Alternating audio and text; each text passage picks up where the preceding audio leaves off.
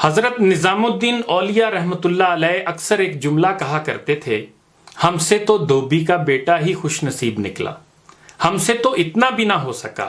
اتنا فرما کر پھر غش کھا جاتے۔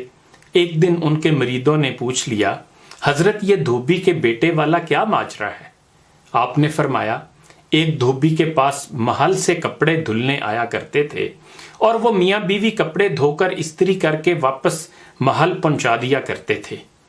ان کا ایک بیٹا بھی تھا جو جوان ہوا تو کپڑے دھونے میں والدین کا ہاتھ بٹانے لگا۔ کپڑوں میں شہزادی کے کپڑے بھی تھے، جن کو دھوتے دھوتے وہ شہزادی کے نادیدہ عشق میں مبتلا ہو گیا۔ محبت کے اس جذبے کے جاگ جانے کے بعد اس کے اطوار تبدیل ہو گئے۔ وہ شہزادی کے کپڑے الگ کرتا، انہیں خوب اچھی طرح دھوتا، انہیں استری کرنے کے بعد ایک خاص نرالے انداز میں طے کر کے رکھتا۔ سلسلہ چلتا رہا۔ آخر والدہ نے اس تبدیلی کو نوٹ کیا اور دھوبی کے کان میں خسر پھسر کی کہ یہ تو لگتا ہے سارے خاندان کو مروائے گا، یہ تو شہزادی کے عشق میں مبتلا ہو گیا ہے۔ والد نے بیٹے کے کپڑے دھونے پر پابندی لگا دی۔ ادھر جب تک لڑکا محبت کے زیر اثر محبوب کی کوئی خدمت بجا لاتا تھا، محبت کا بخار نکلتا رہتا تھا، مگر جب وہ اس خدمت سے ہٹایا گیا تو لڑکا بیمار پڑ گیا اور چند دن کے بعد فوت ہو گیا۔ ادھر کپڑوں کی دھلائی اور تہ بندی کا انداز بدلا تو شہزادی نے دھوبن کو بلا بھیجا اور اس سے پوچھا کہ میرے کپڑے کون دھوتا ہے؟ دھوبن نے جواب دیا، شہزادی عالیہ میں دھوتی ہوں۔ شہزادی نے کہا، پہلے کون دھوتا تھا؟ دھوبن نے کہا، میں ہی دھوتی تھی۔ شہزادی نے اسے کہا، یہ کپڑا طے کرو۔ اب دھوبن سے ویسے طے نہیں ہوتا تھا۔ شہزادی نے اسے ڈانٹا، تم جھوٹ بولتی ہو، سچ سچ بتاؤ ورنہ سزا ملے گی۔ دھوبن کے سامنے کوئی دوسرا رستہ بھی نہ تھا۔ کچھ دل بھی غم سے بھرا ہوا تھا۔ وہ زاروں قطار رونے لگ گئی اور سارا ماجرا شہزادی سے کہہ دیا۔ شہزادی یہ سب کچھ سن کر سناٹے میں آ گئی۔ پھر اس نے سواری تیار کرنے کا حکم دیا اور شاہی بگی میں سوار ہو کر پھولوں کا ٹوکرا بھر کر لائی اور مقتول محبت کی قبر پر سارے پھول چڑھا دیے۔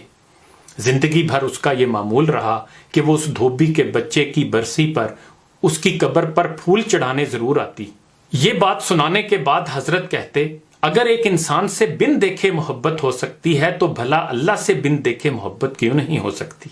ایک انسان سے محبت اگر انسان کے مزاج میں تبدیلی لا سکتی ہے اور وہ اپنی پوری صلاحیت اور محبت اس کے کپڑے دھونے میں بروئے کار لا سکتا ہے تو کیا ہم لوگ اللہ سے اپنی محبت کو اس کی نماز پڑھنے میں اسی طرح دل و جان سے نہیں استعمال کر سکتے؟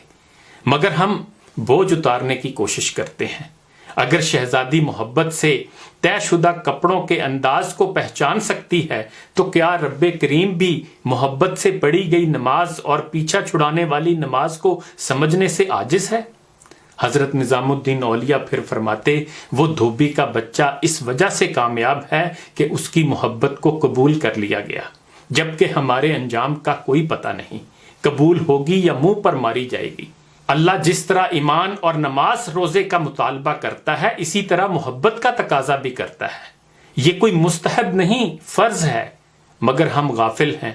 پھر فرماتے، اللہ کی قسم اگر یہ نمازیں نہ ہوتی تو اللہ سے محبت کرنے والوں کے دل اسی طرح پھٹ جاتے جس طرح دھوبی کے بچے کا دل پھٹ گیا تھا۔ یہ ساری ساری رات کی نماز ایسے ہی نہیں پڑھی جاتی، کوئی جذبہ کھڑا رکھتا ہے۔ آپ فرماتے، یہ نسخہ اللہ پاک نے اپنے نبی صلی اللہ علیہ وآلہ وسلم کے دل کی حالت دیکھ کر بتایا تھا کہ آپ نماز پڑھا کیجئے اور رات بھر ہماری باتیں دہراتے رہا کیجئے، آرام ملتا رہے گا۔ آخر پر تہجد ہی کے بارے میں اقبال کے اشعار بھی سن لیجئے، واقف ہو اگر لذت بیدار یہ شب سے، اونچی ہے ثریا سے بھی یہ خاک پر اسرار۔ آغوش میں اس کی وہ تجلی ہے کہ جس میں کھو جائیں گے افلاک کے سب ثابت و سیار۔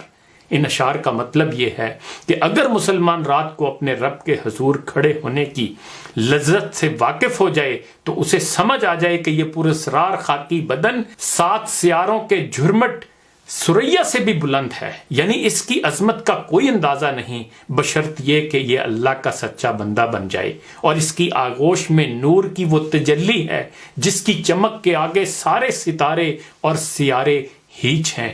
اسی لیے تو اقبال کہتے ہیں کہ عروج یاد میں خاکی سے انجم سہمے جاتے ہیں کہ یہ ٹوٹا ہوا تارا مہ کامل نہ بن جائے۔ انہی گزارشات کے ساتھ اجازت چاہوں گا، اپنا خیال رکھیے گا، اللہ حافظ۔